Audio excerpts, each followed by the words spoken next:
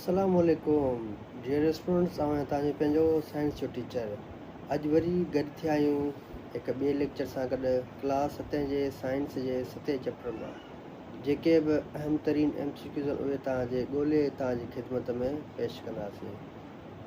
Class 7 जे science जो chapter आहे physical and chemical changes. तबई ऐं कीमियाई तब्दीलियूं कहिड़ियूं आहिनि, कहिड़ियूं थींदियूं आहिनि, उहे अचो त पढ़ूं।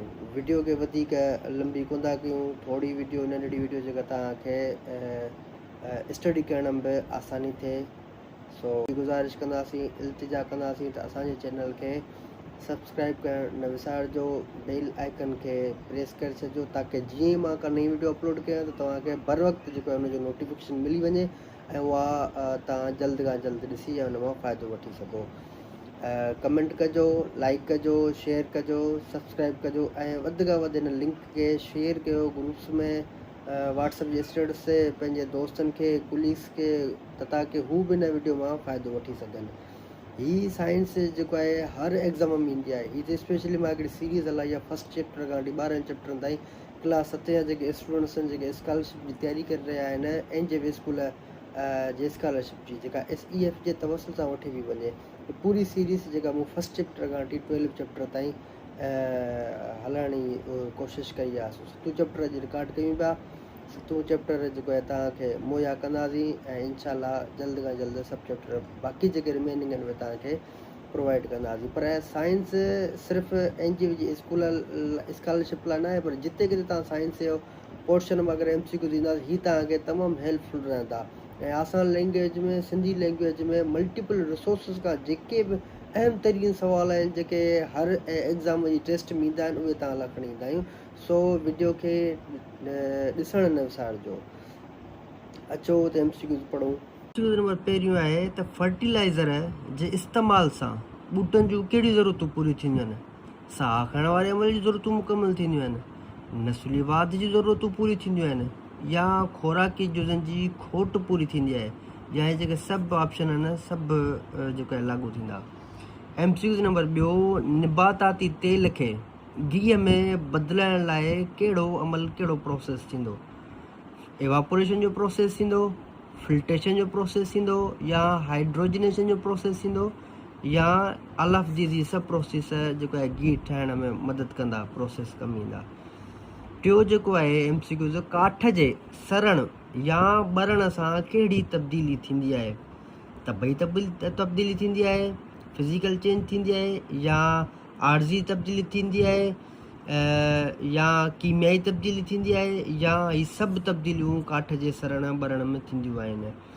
MCQ नंबर चोथों, जॾहिं का शइ ॿरंदी आहे त गर्मी उन मां पैदा थींदी आहे, रोशनी बि उन मां थींदी आहे, ऐं आबी बुखारनि माना एवापोरेशन थींदी आहे, आबी बुखारनि जी सूरत में बि थींदी आहे। ऐं हुन खां अलावा ॿियो छा जेको आहे थींदो आहे, जॾहिं का शइ ॿरंदी आहे त हुन मां कार्बन डाइऑक्साइड गैस पैदा थींदी आहे, मीथेन गैस पैदा थींदी आहे, ऑक्सीजन गैस पैदा थींदी आहे, या को बि हिन जो ऑप्शन न आहे, नन ऑफ दीज़।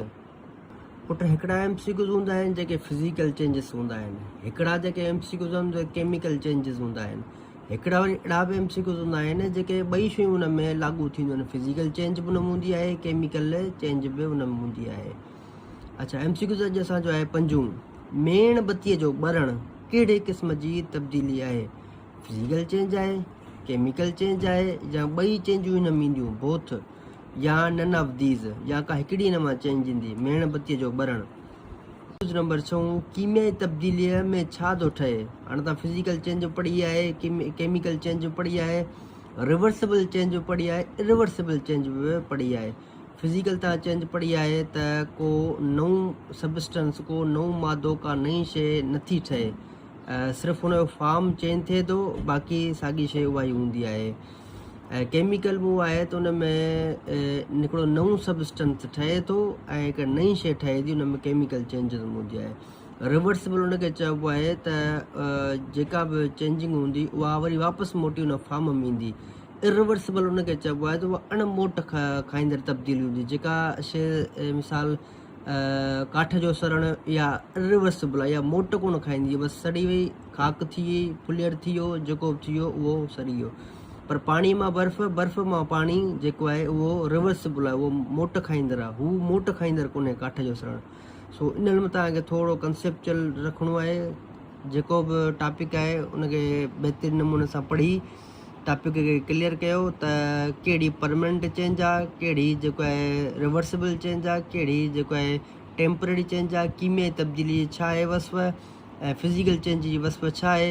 सो पहिरीं इन्हनि खे तव्हां क्लियरिफाई कंदो न तव्हांखे MCQs आसानीअ सां सम्झ में ईंदा। हाणे कीमियाई तब्दीली जेका हूंदी आहे केमिकल चेंज में छा थो ठहे, नओं मादो ठहंदो आहे या साॻियो ई मादो साॻियो रहंदो आहे या पाणी या हवा। हाणे जेको हिन में MCQ तव्हांखे लॻे त तव्हां कमेंट ॿुधायो, ऐं जेके बि 15 MCQs आहिनि तव्हां कमेंट ॿुधाइजो त ॾिसूं था कहिड़ो स्टूडेंट्स वधीक होशियारु आहे ऐं कंहिंजो स्कोर कंहिंजो वधीक आहे। की बि इंशाल्लाह हर चैप्टर जी जेको आहे हर वीडियो जी अपलोड करे छॾींदो। हिकिड़े ॾींहुं वीडियो अपलोड कंदो आहियां, ॿिए ॾींहुं उनजी की अपलोड कंदो आहियां ताकी हर स्टूडेंट्स पंहिंजो स्कोर ॾिसी सघे ऐं जेके उन रंग कया आहिनि कुझु MCQs उहे बि पंहिंजा सही करे छॾे। MCQ नंबर 7, हेठियुनि मां कहिड़ो मिसाल तबई तब्दीलीअ जो आहे? कागज़ जो सड़णु, लोह जो ज़ंग लॻणु, मेण बत्तीअ जो ॻरणु या खीर जो ख़राबु थियणु। हिन मां कहिड़ी जेको आहे फिज़िकल चेंज आहे? फिज़िकल ऐं केमिकल चेंजिस में तव्हांखे सिंधी बि उनखे अचणु घुरिजे त ताकी तव्हां कहिड़ो बि MCQs आसानीअ सां सॉल्व करे सघो। हाणे तबईअ खे फिज़िकल चइबो आहे, कीमियाई खे केमिकल चेंज चइबो आहे। रिवर्सिबल चेंज उनखे चइबो आहे जेका वापसि मोटी अचे। इरिवर्सिबल अगरि तव्हां खां पुछनि त उहा तब्दीली जेका वापसी न अचे, वापसी मोटर न हुजे। 8 MCQs आहे त हेठियुनि मां कहिड़ी तब्दीली वापसि थी सघे थी? रिवर्सिबल आहे, कीमियाई तब्दीली या तबई तब्दीली, मुस्तक़िल तब्दीली या हयातियाती तब्दीली। MCQs नंबर 9, लोह खे ज़ंग खां बचाइण लाइ उन ते जिस्त ज़िंक जी जेका कोटिंग चाढ़ण वारे अमल खे छा चइबो आहे?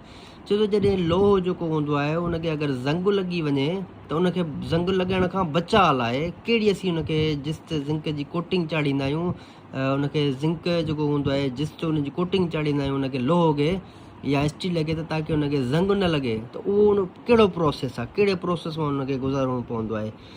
क्रिस्टलाइज़ेशन, गैल्वनाइज़ेशन, फ्यूजन या ऑक्सीडेशन। जेको बि तव्हांखे लॻे अप्रोप्रिएट उहो तव्हां कमेंट में ॿुधायो। MCQs नंबर 10, हेठियुनि मां कहिड़ो अमल इरिवर्सिबल वापसि थियण जोॻो न आहे? माना परमानेंट आहे, ही टेम्पररी न आहे, इरिवर्सिबल माना जेको मोट न खाए। मेण, कागज़ जो सड़णु, खंड जो पाणीअ में हल थियणु या लोह जो गरम थियणु। जेको तव्हांखे लॻे त उहो इरिवर्सिबल आहे उहो तव्हां जेको आहे कमेंट में ॿुधाइजो। MCQs नंबर 11, समुंड जे किनारे ते लोह खे ज़ंग तेज़ीअ सां छो लॻंदो आहे? छो अगरि समुंड जे पासे में को लोह पियल हुजे, उन पासे में पियल हुजे त उनखे ज़ंग छाजे करे जल्दी लॻंदो आहे? छाकाणि त हवा ख़ुश्क ते लॻंदी आहे, छाकाणि त उते ऑक्सीजन घटि हूंदी आहे, छाकाणि त साल्टी वाटर लूणियाठी पाणी जेको हूंदो आहे ज़ंग जे अमल खे तेज़ कंदो आहे, या हिन मां को बि ऑप्शन न आहे। MCQ नंबर 12, प्लास्टिक कहिड़े क़िस्म जो मादो आहे? कुदरती मादो आहे, धातुअ वारो मादो आहे, मसनूई पॉलीमर आहे या मैदनी मादो आहे? MCQ नंबर 13, हेठियुनि मां कहिड़ो भाण जो कीमियाई नालो आहे? यूरिया, DAP, अमोनियम नाइट्रेट या सभु जेके नाला आहिनि सभु जेको आहे भाण आहिनि? MCQ नंबर 14, हेठियुनि मां कहिड़ो कीमियाई भाण आहे? पाणी, मिट्टी, हवा या नाइट्रोजन, हिन मां कहिड़ो कीमियाई भाण आहे? MCQ number 15 and last, plastic जो माहौल ते कहिड़ो नुक़सानु आहे? प्लास्टिक जो इन्वायरमेंट ते एटमॉस्फेयर ते कहिड़ो नुक़सानु आहे? ज़मीन में ॻरे कोंदो या जानवरनि लाइ ख़तरनाक आहे या पाणीअ में रहनुमाई करे थो या इहे सभिनी ऑप्शन सही थींदा। दोस्तो डियर स्टूडेंट्स, जेके बि MCQs मूं तव्हां लाइ खणी आयो आहियां तमामु बहितरीनु तमामु अहमियत रखण वारा, हिननि जो कमेंट में जवाबु ॾिजो ऐं मुंहिंजे चैनल खे तव्हांखे इल्तिजा आहे, गुज़ारिश आहे त तव्हां लाइ असीं हेॾी महिनत करे अचूं था। हीअ अधु कलाक वीडियो न ठहंदी आहे, हिनखे जेको आहे कुझु कलाक लॻंदा आहिनि वीडियो ठाहिण में। सो असां त कलाकनि जा कलाक महिनत करे तव्हां लाइ हीअ वीडियो खणी ईंदा आहियूं। तव्हांखे सिर्फ़ु इहा इल्तिजा आहे, गुज़ारिश त तव्हांखां फीस का बि न आहे, सिर्फ़ु रुॻो तव्हांजो मुफ़्त जो ख़र्चु थींदो। असांजे चैनल खे सब्सक्राइब कयो, तव्हांजो नुक़सानु न थींदो, फ़ाइदो ई थींदो, नुक़सानु न थींदो। चैनल खे सब्सक्राइब कयो, प्रेस द बेल आइकन ऐं कमेंट कयो, लाइक कयो ऐं वधि खां वधि शेयर कयो हिन लिंक खे, हिन वीडियो खे, ताकी ॿिया बि स्टूडेंट्स हिन वीडियो मां मुस्तफ़ीज़ थी सघनि। Thank you dear students. वरी मिलंदासीं हिकु ॿिए ॾींहं सां, हिकु ॿिए आइडिया सां, हिकु ॿिए लेक्चर सां। वधि खां वधि पंहिंजो ख़्यालु रखिजो।